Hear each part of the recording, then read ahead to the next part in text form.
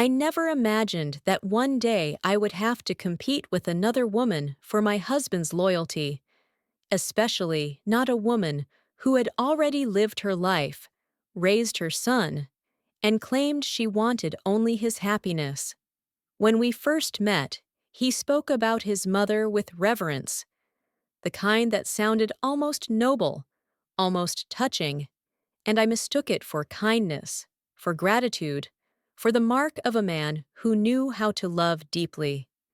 I did not yet understand that admiration, when unchecked, can slowly turn into obedience, and that devotion, when misplaced, can destroy a marriage from the inside without ever raising its voice. In the beginning, our life together felt gentle and intentional, like something carefully chosen rather than stumbled into. We planned our days, our weekends, our future, speaking in the language of we so naturally that I never questioned whether there was space for anyone else in that equation. He listened to me then, or at least he seemed to. When I spoke, he nodded, held my hands, looked into my eyes with a softness that convinced me I was safe, that I was seen, that I had finally found a partner who stood beside me rather than above me. I trusted that feeling more than anything else, because trust, once given, has a way of rewriting reality in its own favor. His mother appeared often, but quietly at first, never directly intrusive, always polite, always smiling, always careful to present herself as supportive rather than controlling. She asked questions that sounded like concern but lingered too long, commented on our choices with a sweetness that masked judgment, and positioned herself as a guide rather than an obstacle. I told myself this was normal, that strong family bonds were something to admire, that love did not diminish when shared. I did not recognize the early signs of triangulation, the subtle redirection of authority, the way decisions slowly shifted away from our private conversations and toward her approval. Over time, I began to notice how often his tone changed after speaking with her, how certainty would dissolve into hesitation, how decisions we had made together suddenly required reconsideration. He would say things like, "She's just worried," or "She only wants what's best for us," and I would swallow my discomfort, because challenging his mother felt like challenging him, and I was afraid of being seen as difficult, ungrateful, or divisive. I learned early how easy it is to betray yourself when you are trying to preserve peace, and how dangerous silence becomes when it replaces honesty. The first real fracture came quietly, without drama, without raised voices, during a conversation that should have been insignificant. We disagreed about something small, something practical, and instead of resolving it between us, he mentioned later that his mother thought I was being unreasonable. I remember the cold clarity of that moment, the realization that my thoughts had already been filtered, judged, and reported, that our marriage no longer had walls. I felt exposed in a way I couldn't yet articulate, as if something intimate had been taken from me without permission. Still, I stayed. I explained away my unease. I told myself that love required patience, that marriage was not about winning arguments, but about understanding differences. I adapted. I softened my opinions. I chose my words carefully. I began editing myself before speaking, measuring not only his reactions, but imagining hers as well, as if she were already in the room. Slowly, almost invisibly, I began shrinking, and no one noticed because I did it so gracefully. What I didn't know then was that every compromise I made was being recorded in her favor, every silence interpreted as weakness, every attempt at harmony used as proof that I would always bend. She wasn't trying to replace me outright. She was repositioning herself as the final authority, the constant voice, the standard against which I would always fall short. And he, whether consciously or not, allowed it, because choosing her felt easier than confronting the truth of what he was losing. By the time I realized I was no longer married to one person, but to an alliance I had never agreed to, it was already too late to turn back without consequences. The foundation of our relationship had shifted, and I was standing on ground that no longer belonged to me, wondering when exactly love had turned into negotiation and partnership into permission. And yet, even then, I believed we could fix it. I believed he would eventually choose me, not against his mother, but alongside her, creating boundaries, claiming adulthood, standing firmly in the life he had promised to build with me. I did not yet understand that some men never truly leave home. They simply relocate their bodies while their loyalty remains behind. What began as subtle influence slowly hardened into control, and I could feel it tightening around our lives, like a grip that no longer pretended to be gentle. His mother was no longer just offering opinions. She was shaping outcomes, rewriting conversations, and placing herself between us with the ease of someone who had practiced this role long before I ever arrived. She framed her involvement as sacrifice, as wisdom earned through experience, as concern that no one else could possibly understand, and he absorbed it without resistance, mistaking dominance for devotion. Arguments between us began to follow a familiar pattern, one that left me disoriented and exhausted. I would express a need, a boundary, a feeling that had been building quietly inside me, and instead of responding as my partner, he would counter with her perspective, her fears, her interpretations, as if they held equal or greater weight than my lived reality. I felt myself being debated rather than heard, discussed rather than understood, and slowly, painfully, I realized that my marriage had become a courtroom where I was always on trial, and she was always the judge. There were moments when I tried to address it directly, when I spoke carefully, choosing words that would not sound accusatory, hoping to reach him without triggering defensiveness. I told him that I felt displaced, that our decisions no longer felt mutual, that I needed privacy, partnership, and loyalty. He would listen in silence, nod thoughtfully, promise that he understood, and for a brief moment I would feel hopeful, foolishly hopeful, as if clarity had finally broken through. But then he would speak to her, and everything we had discussed would evaporate, replaced by doubt, guilt, and the familiar refrain that I was overreacting, misunderstanding, imagining threats where none existed. Gaslighting did not arrive as cruelty, it arrived as concern. He told me I was too sensitive, too emotional, too influenced by stress, that his mother was only trying to help, that I should be grateful for her involvement rather than threatened by it. I began questioning my own perceptions, replaying conversations in my head late at night, wondering how something that felt so invasive to me could be framed as generosity to everyone else. I learned how easily a woman can be convinced to distrust herself when she is surrounded by people who benefit from her silence. The betrayal that cut deepest, however, came from someone I had trusted completely.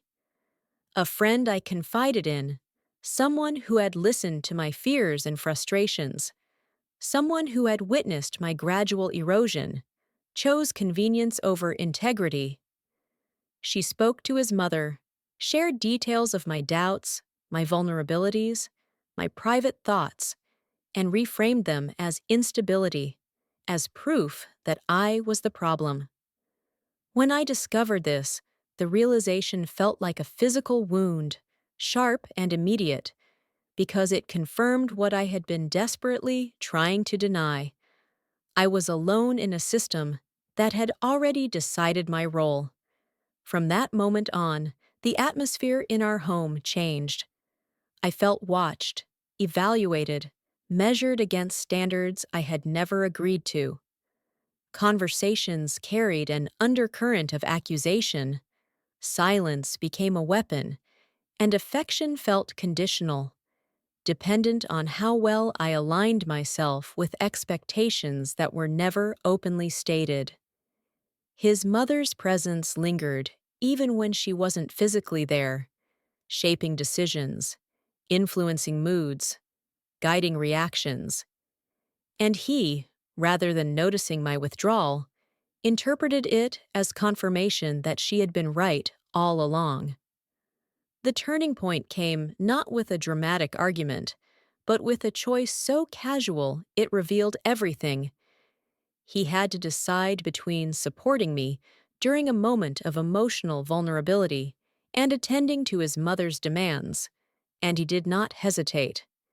He framed it as obligation, as duty, as something I should understand if I truly loved him. In that instant, something inside me settled, not with anger, but with clarity. I understood that love, in his world, was hierarchical, and I was not at the top. From then on, I stopped explaining myself. I stopped pleading. I stopped trying to compete with a woman who had spent decades ensuring her son never learned how to separate loyalty from control. I became quiet, not because I had given up, but because I was finally listening to the truth I had been avoiding. I observed how easily he dismissed my pain, how quickly he defended her, how naturally he minimized my absence from decisions that shaped my own life. And in that silence, something shifted. I stopped trying to be chosen and began preparing to choose myself. I didn't yet know how I would leave, or what it would cost, or how much I would lose in the process. But I knew one thing with absolute certainty. I could not remain in a marriage where I was expected to compete for basic respect, where my worth was negotiated in conversations I was not allowed to attend. His choice had already been made, long before he admitted it out loud. And soon, I would understand just how much that choice would cost him. The end of our marriage did not arrive as a single moment, but as a slow collapse, a series of choices that stripped away any remaining illusion of partnership. By the time the word divorce was spoken aloud, it felt almost ceremonial, as if everyone except me had been preparing for it for years. His mother no longer hid her intentions. She stepped forward with confidence, directing conversations, recommending lawyers, outlining strategies, and framing my removal from his life as a necessary correction rather than a tragedy. And he let her, standing beside her in silence, his presence an unspoken confirmation of where his allegiance truly lay. The meeting where everything changed was brutally efficient. There was no room for nostalgia, no acknowledgement of shared history, no recognition of the life we had built together. They spoke in terms of assets, ownership, entitlement, as if I were an administrative error that needed to be resolved. The house, the accounts, the business interests we had developed together were discussed without my input, without hesitation, as though my absence had already been agreed upon. I watched as decisions about my future were made by people who no longer considered me part of the equation. What shocked me most was not the cruelty, but the certainty. They believed the outcome was inevitable, that the system would favor them, that I would be too emotional, too exhausted, too unprepared to resist. His mother spoke with authority, invoking tradition, sacrifice, and loyalty, painting herself as the stabilizing force and me as the disruption. My husband nodded along, occasionally adding details, never once questioning the narrative she constructed. In that room, I understood that he was not choosing her in that moment. He had chosen her long ago, and this was merely the formal acknowledgement of that decision. I left that meeting with nothing but my composure, and even that felt borrowed. The humiliation was profound, not because of what they took, but because of how easily they dismissed my existence.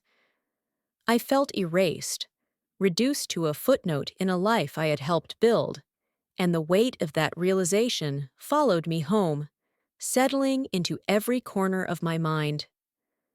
There were nights when the grief felt unbearable, when anger surged so intensely it threatened to consume me, when the betrayal replayed itself in relentless detail. But beneath all of it, something else began to form: resolve.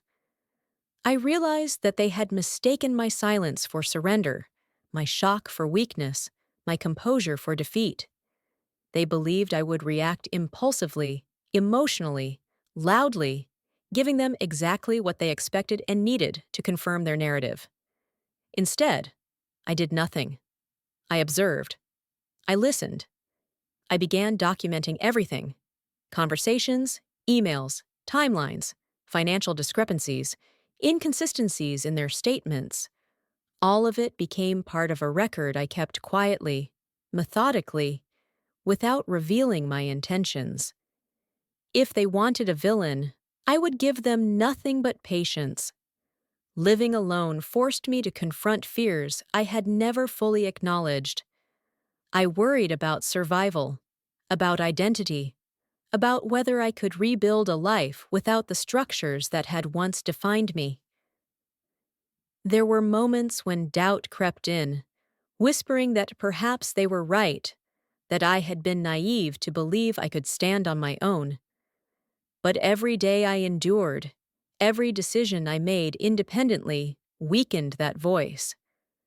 I educated myself, learned the language of law and finance, understood the systems they believed I was too fragile to navigate.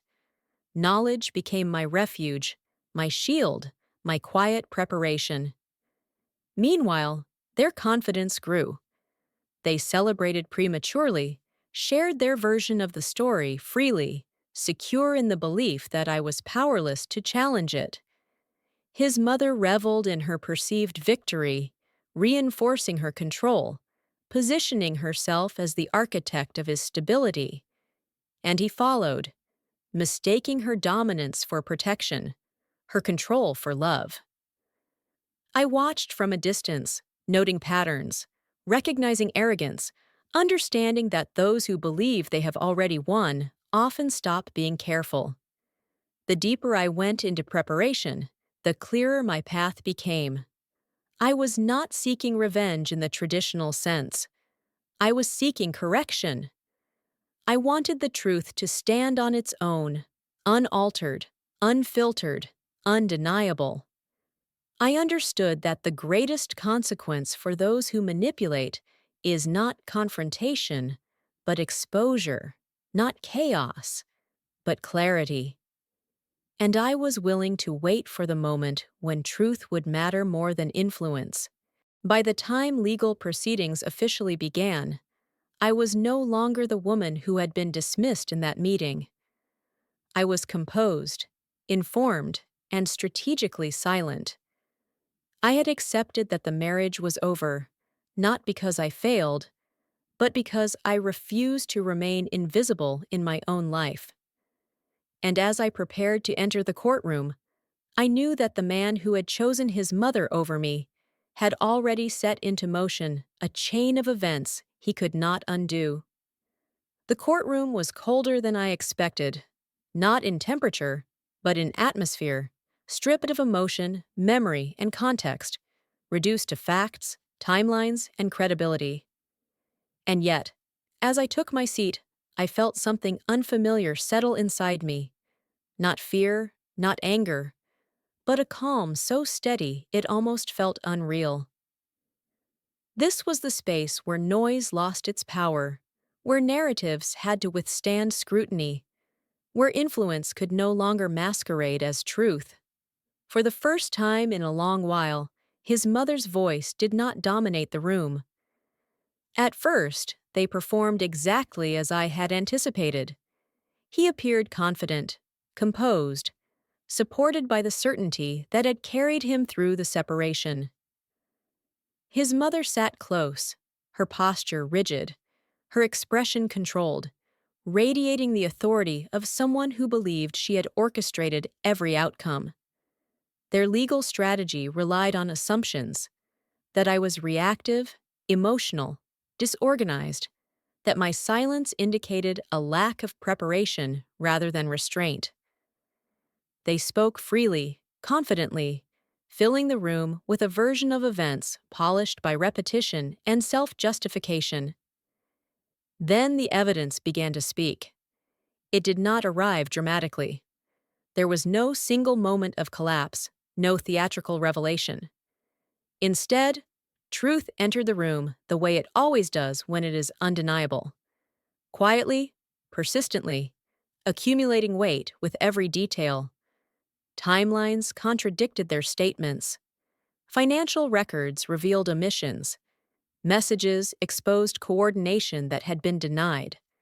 Witnesses, neutral and uninvested, confirmed patterns I had lived with for years.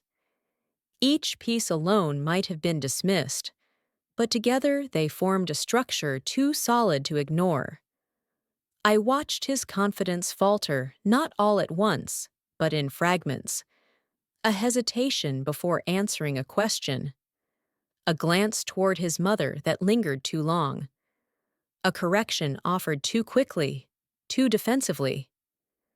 The certainty that had once defined him began to erode, replaced by something closer to confusion, then frustration, then fear.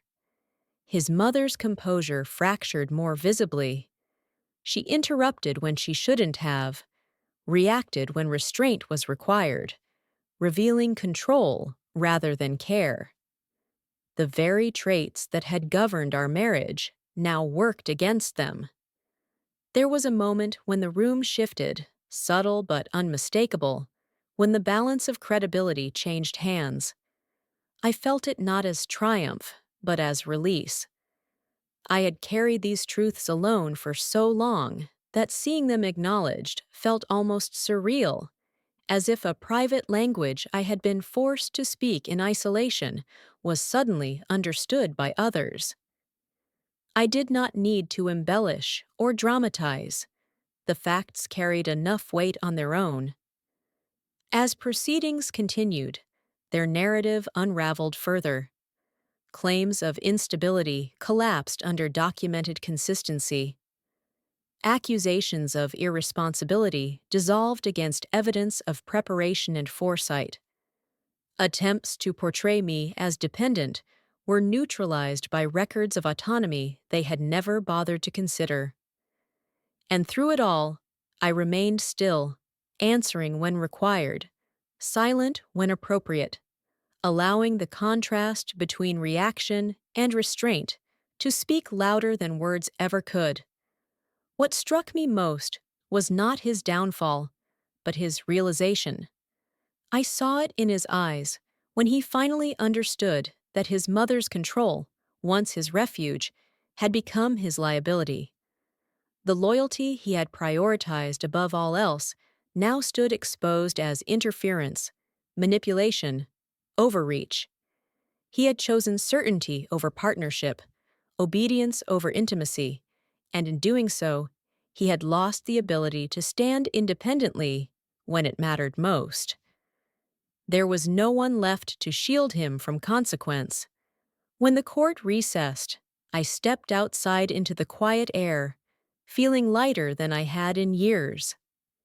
Not because I had won, there was still more to come, but because I had survived with my integrity intact. I had not become what they needed me to be in order to dismiss me. I had not broken, lashed out, or surrendered my dignity to prove a point. I had simply endured, prepared, and allowed truth to do what it always does when given enough time and space. I realized then that whatever the final ruling would be, something irreversible had already happened. The power dynamic that had defined my marriage was gone. The hierarchy that had placed me beneath someone else's authority no longer existed. I was no longer asking to be chosen, understood, or validated. I was standing in my own life, fully, visibly, without apology. And for the first time since he chose his mother over me, I understood the full cost of that decision, not just in assets or reputation, but in the quiet devastation of a man who had never learned how to choose himself. When the final decision was announced, it arrived without drama, without the explosive release people imagine when justice is served. There was no gasp, no visible collapse, no cinematic moment of defeat. Instead, there was clarity. The ruling was firm, measured, and unmistakable in its implications. What had once been assumed to belong to him, what had been taken for granted as secure, was now redistributed with precision, correcting years of imbalance that had been masked as tradition and loyalty. The system they had trusted to erase me had instead exposed them. I watched as the weight of consequence settled in, slowly and unavoidably. His face betrayed a confusion that bordered on disbelief, as if he were only now realizing that choosing control over partnership comes at a cost that cannot be negotiated away. His mother remained composed on the surface, but her silence spoke louder than her words ever had. For the first time, she could not intervene, could not redirect, could not shield him from the outcome of decisions she had shaped. Authority had met its limit. What surprised me most was my own reaction. I felt no urge to celebrate, no rush of triumph, no desire to confront or explain. The years of preparation, restraint, and endurance had drained any appetite for spectacle. My victory did not need witnesses. It had already taken place long before the ruling was read, in the quiet moments when I chose myself over silence, clarity over comfort, truth over approval. The courtroom was merely the final acknowledgement of a transformation that was already complete. As I walked away, I understood that what he lost went far beyond property or reputation. He lost the opportunity to grow, to individuate, to build a life defined by mutual respect rather than inherited control. He lost a partner who had been willing to stand beside him, not beneath anyone else. And perhaps most significantly, he lost the chance to learn that love, when filtered through fear and obedience, eventually withers into something hollow and unrecognizable. My life after him did not become perfect, but it became honest. I rebuilt not around revenge, but around self-reliance. I learned to trust my instincts again, to honor boundaries without guilt, to recognize manipulation without doubting my perception. The scars remained, but they no longer defined me. They informed me. They became markers of wisdom rather than wounds of shame. Every step forward was deliberate, grounded in the knowledge that I had survived something designed to make me disappear. I no longer measure my worth by who chooses me or validates my experience. I measure it by my ability to remain intact in environments that once demanded my erasure. I learned that being underestimated is not a curse, but an advantage, and that silence, when chosen intentionally, can become a form of power that reshapes outcomes rather than reacting to them. I did not need to destroy anyone to reclaim myself. I simply needed to stop participating in a system that thrived on my compliance. Now, when I look back, I see the marriage not as a failure, but as a lesson written in depth rather than ease. It taught me the difference between loyalty and submission, between family and control, between love and obligation. And it taught me that choosing yourself is not an act of selfishness, but of survival, especially when remaining loyal to others requires betraying your own truth. He chose his mother over me, believing it would secure his life, his stability, his future.